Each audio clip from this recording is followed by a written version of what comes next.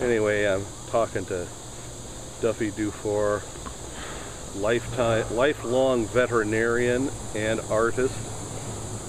What made you decide to become a veterinarian? Well, once upon a time when I was about, I'd say 8 or 9 years old, I had a little Boston Terrier dog. And it was a cold day, as I remember.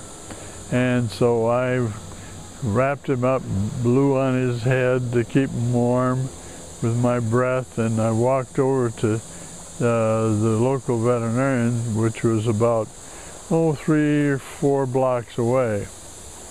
He lived up on the hill across from Zaloni Gaj, which is the name of a picnic ground, which in the summer catered to Polish people. And anyway, I turned left and went up the hill and found Dr. Drinkwater. That's what his name. And he was a tall fella. He looked a lot like, well, Uncle Sam, only taller. Had a goatee and a mustache and white hair. And I said I wanted my dog's tail cut off. And so most Bostons had their tails cut off, so I wanted the tail cut off too. So he took me into his little operatorium, which wasn't very much, it was more like a garage. And he got out a little special scissors and cut it off and bandaged it up, and then I started on my way home. And that's what so impressed me that I thought, well, I want to be a veterinarian someday. So that's what I became. You were a veterinarian for what, 50 years? 60 years, more. Graduated in 1943. 46, I'm sorry. Well, I started in 43 in college. Got out in 1946.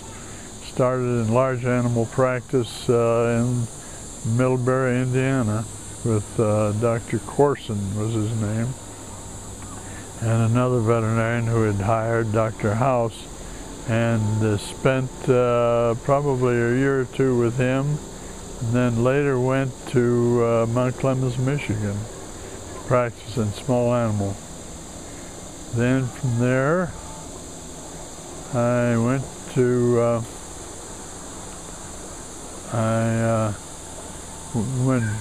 looked for a practice of my own, and then ended up in LaGrange, Indiana.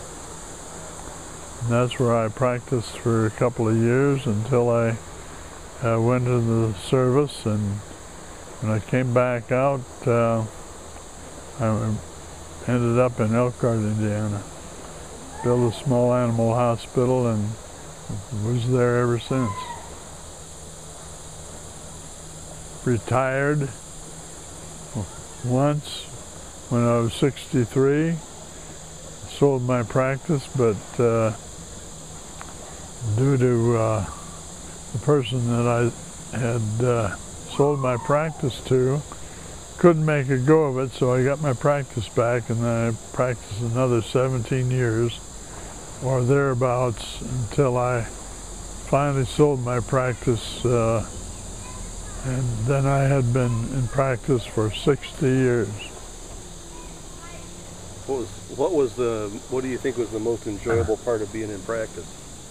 Being the boss. My dad had instilled on me, he said, don't work for anyone, be your own boss. So that's why I became a sole entrepreneur. I did have a couple of veterinarians with me, but then I ended up by myself and enjoyed practicing that way.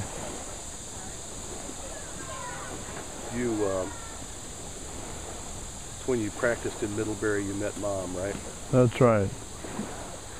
And how I met Dave's mother is that I was practicing in Middlebury at the time with Dr. Corson, and he was good friends with a local doctor, and he had taken some movies of the lake at Maxinkuckee, and in those movies was my wife, not then, but she was a young girl about 16, 17 years old, and when I was practicing in Middlebury, and I saw her on that movie, and I said, that's the girl I'm going to marry. And by gosh, that happened. When did you first meet her? I met her probably about 6 months later in front of the local post office and was introduced by another girl that I had dated once or twice. So down in front of the Middlebury post office. That's right. That's right, I met her. Then I called her about, I think about a week later, and tried to set up a date.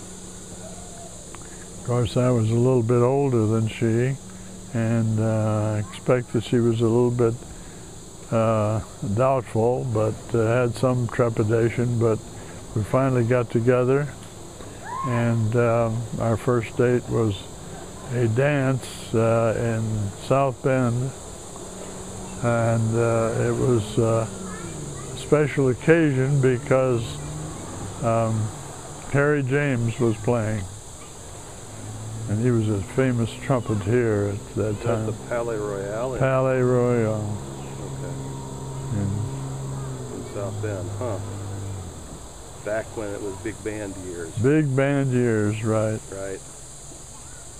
So and then from there it was, well, she went to school and you didn't see each other all the time there for a while. No, she went to college, and then we still kept in touch, and later we were married a couple of years later. Your folks were an interesting pair.